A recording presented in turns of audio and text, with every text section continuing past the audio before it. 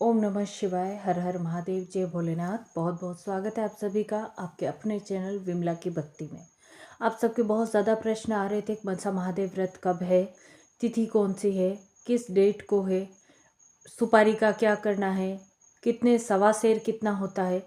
तो इन सब सवालों के जवाब आज इस वीडियो में आपको मिलेंगे। इसलिए मैंने सोचा क्यों ना इस पर एक वीडियो बनाया जाए। तो वीडियो में अंत तक ज़रूर बने रहें और वीडियो के कमेंट बॉक्स में हर हर महादेव ज़रूर लिखें।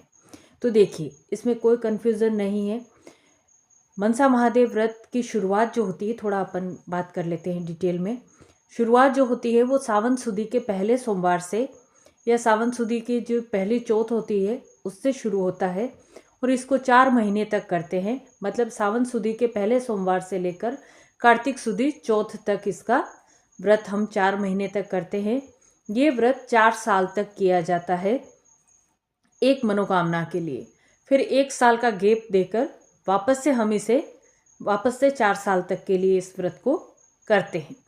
इसमें करते क्या हैं, एक सुपारी लेते हैं, उस पर 2.5 पुनी सूत पर 4 गिठाने देकर अपनी मनोकामना बोलकर और उसे हम उस पर लपेट कर और एक सिक्का नीचे रखकर, ये पूरा वीडियो है मेरे चैनल पर, आप देख लीजिएगा।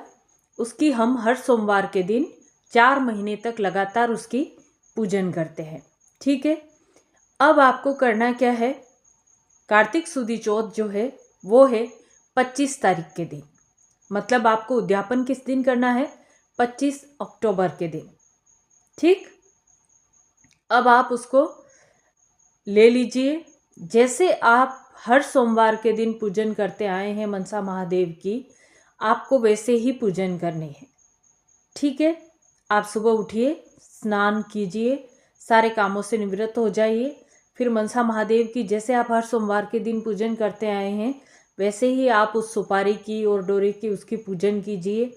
फिर आप 1.25 सेर घी, 1.25 सेर गुड़, 1.25 सेर आटे का चूरमा बनाइए। 1.25 सेर कितना होता है, तो 1.25 सेर देखिए 566.26 ग्राम 1.25 सेर होता है। तो 566.26 ग्राम आटा, 566.26 ग्राम घी और 566.26 ग्राम गुड़ आपको लेना है। और इन सब को बराबर बराबर मात्रा में, इससे ना तो आपको ज़्यादा लेना है और ना ही कम लेना है। आपने अगर कथा की हो, कथा पढ़ी हो, तो उसमें भी है कि न तो इससे ज़्यादा लेना है ना ही इससे कम लेना है। तो ये आपको लेने के बाद में इसका आपको चूरमा बना देना है और इसको बराबर बराबर 4 भागों में बांट देना है। 4 भागों में बांटने के बाद इसको महादेव के सामने रख देना है। महादेव के सामने पूरा अर्पित कर देना है, भोग के स्वरूप में अर्पित करने के बाद में आपको उस सुपारी और डोरे की पूजन करनी है। अगर आपने हर सोमवार मंदिर जाकर पूजन की है तो फिर आपको उद्यापन वाले दिन भी वो प्रसाद लेकर मंदिर ही जाना है और वहाँ पर ही पूजन करनी है। और अगर आपने घर पर ही हर सोमवार पूजन की है तो फिर आपको घर पर ही पूजन करनी है। इस बात का ध्यान रखिएगा। तो वो रख दीजिए। फिर आपको जैसे आपने हर सोमवार पूजन किए वैसे आप पूजन करिए। ठीक है। और वो प्रसाद रखिए, 4 भागों में बराबर बराबर बांट लीजिए। कथा ज़रूर सुनिएगा, पढ़िएगा कथा आप ज़रूर। ठीक है। 4 भागों में बांटिए। उसमें से एक भाग आपको ब्राह्मण को देना है या नाथ को देना है, किसी को भी। एक भाग आपको काली गाय को देना है। एक भाग आपको स्वयं को खाना है, स्वयं के लिए रखना है। और एक भाग आपको महादेव को चढ़ा देना है। ठीक है। यहाँ तक हो गया।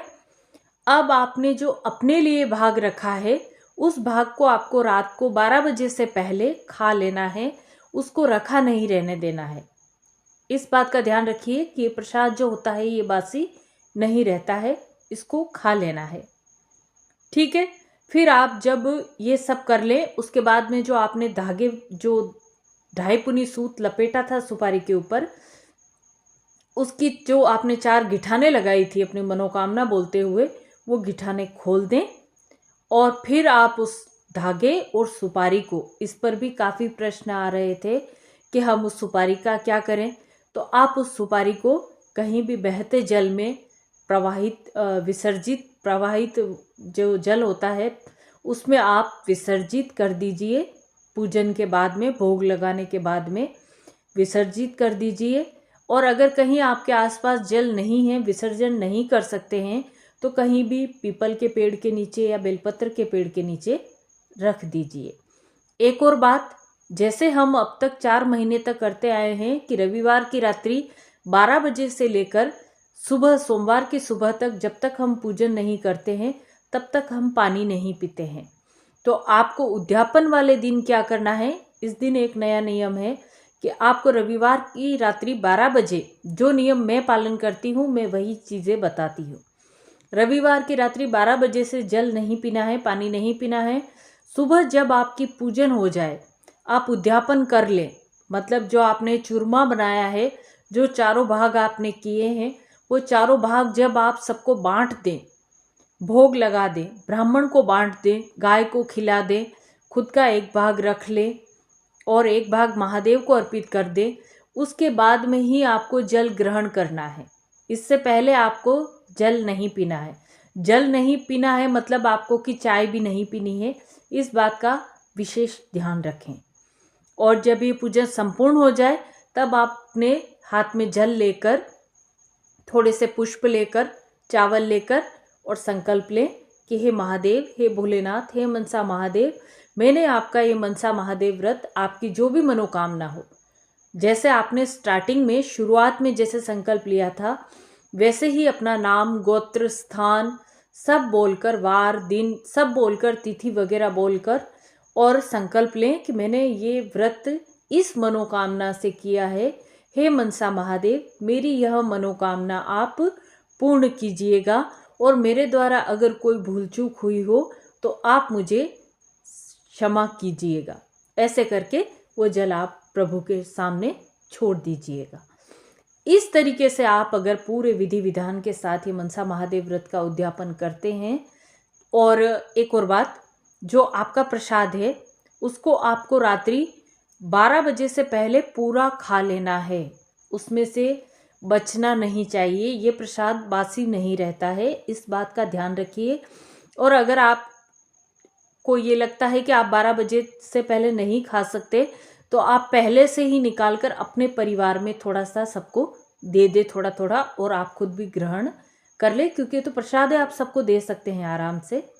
ठीक है, तो अगर आप इस विधि से पूरा ये उद्यापन करते हैं तो भगवान भोलेनाथ आपकी मनोकामना अवश्य पूर्ण करेंगे।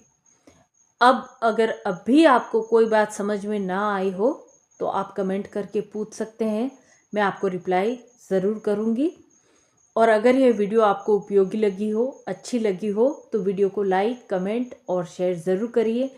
और मेरे चैनल पर अगर पहली बार हैं तो प्लीज़ चैनल को सब्सक्राइब ज़रूर करें ताकि आगे आने वाली ऐसी वीडियोस आपको मिल सके। और हाँ, वापस से बता देती हूँ कि मनसा महादेव का उद्यापन 25 अक्टूबर को है, 25 तारीख को होगा। ठीक है, तो अच्छे से उद्यापन कीजिए, प्रभु की कृपा प्राप्त कीजिए। और भगवान भोलेनाथ तो भोले हैं, वो तो सबकी मनोकामना पूर्ण करते हैं, तो आपकी मनोकामना भी अवश्य ही पूर्ण करेंगे। सो अच्छे से तैयारी कीजिए और साफ सफाई का विशेष ध्यान रखिए कि नहा लीजिएगा अच्छे से, और जल ग्रहण भूल के भी मत करिएगा मेरी प्यारी बहनों और माताओं। इस बात का विशेष ध्यान रखिएगा आप सब कि जल ग्रहण ना करें जब तक उद्यापन ना हो पूरे विधि विधान के साथ।